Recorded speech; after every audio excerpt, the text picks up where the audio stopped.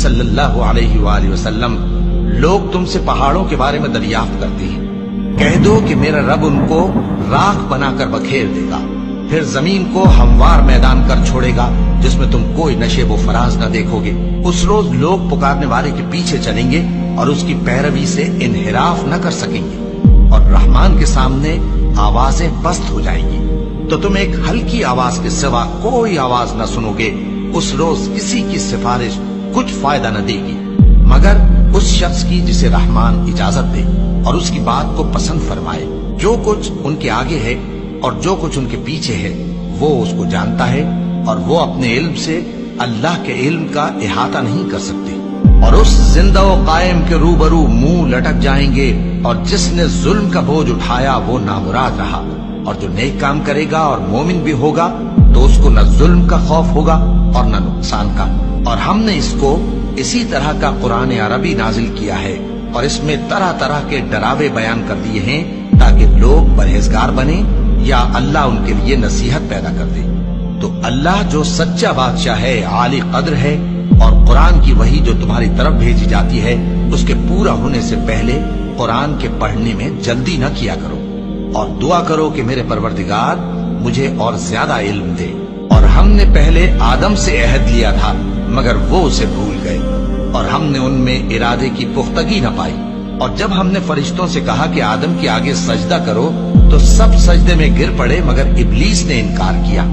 اس پر ہم نے فرمایا کہ آدم، یہ تمہارا اور تمہاری بیوی کا دشمن ہے، تو یہ کہیں تم دونوں کو بہشت سے نہ نکلوا دے، پھر تم تکلیف میں پڑ جاؤ، جہاں تم کو یہ آسائش ہے کہ نہ بھوکے رہو نہ ننگے، اور یہ کہ نہ پیاسے رہو اور نہ دھوپ کھاؤ۔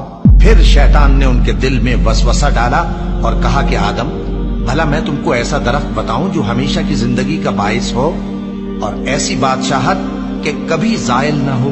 سو دونوں نے اس درخت کا پھل کھا لیا تو ان پر ان کی شرم گاہیں ظاہر ہو گئیں، اور وہ اپنے اوپر بہشت کے پتے چپکانے لگے۔ اور آدم نے اپنے پروردگار کے حکم کے خلاف کیا تو وہ اپنے مقصد سے بے راہ ہو گئے۔ پھر ان کے پروردگار نے ان کو نوازا تو ان پر مہربانی سے توجہ فرمائی اور سیدھی راہ بتائی۔ فرمایا کہ تم دونوں یہاں سے نیچے اتر جاؤ، تم میں بعض کے دشمن ہوں گے، پھر اگر میری طرف سے تمہارے پاس ہدایت آئے تو جو شخص میری ہدایت کی پیروی کرے گا وہ نہ گمراہ ہوگا اور نہ تکلیف میں پڑے گا، اور جو میری نصیحت سے منہ پھیرے گا اس کی زندگی تنگ ہو جائے گی، اور قیامت کو ہم اسے اندھا کر کے اٹھائیں گے۔ وہ کہے گا کہ میرے پروردگار، تو نے مجھے اندھا کر کے کیوں اٹھایا؟ میں تو دیکھتا بھالتا تھا۔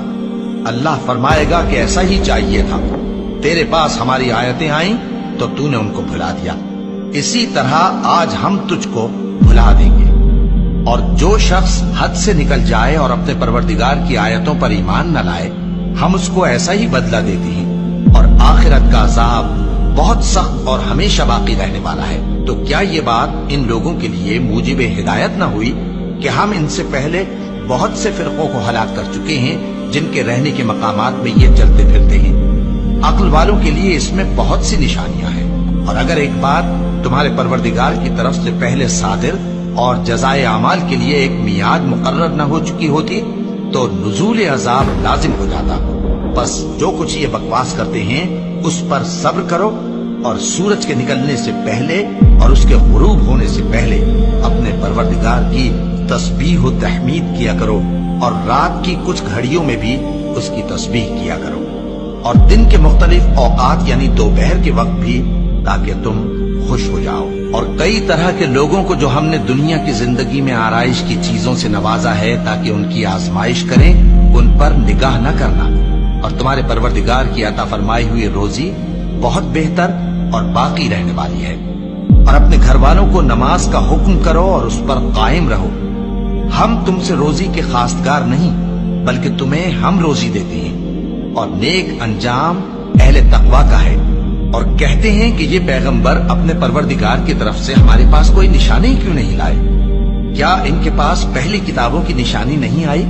اور اگر ہم ان کو پیغمبر کے بھیجنے سے بیشتر کسی عذاب سے ہلاک کر دیتے تو یہ کہتے کہ اے ہمارے پروردگار، تو نے ہماری طرف کوئی پیغمبر کیوں نہ بھیجا کہ ہم ذلیل اور رسوا ہونے سے پہلے تیرے احکام کی پیروی کرتے۔ کہہ دو کہ سب نتائج اعمال کے منتظر ہیں، सो तुम भी मुंतजिर रहो, अनकरीब तुमको मालूम हो जाएगा कि दीन के सीधे रास्ते पर चलने वाले कौन हैं और जन्नत की तरफ राह पाने वाले कौन हैं, हम या तुम।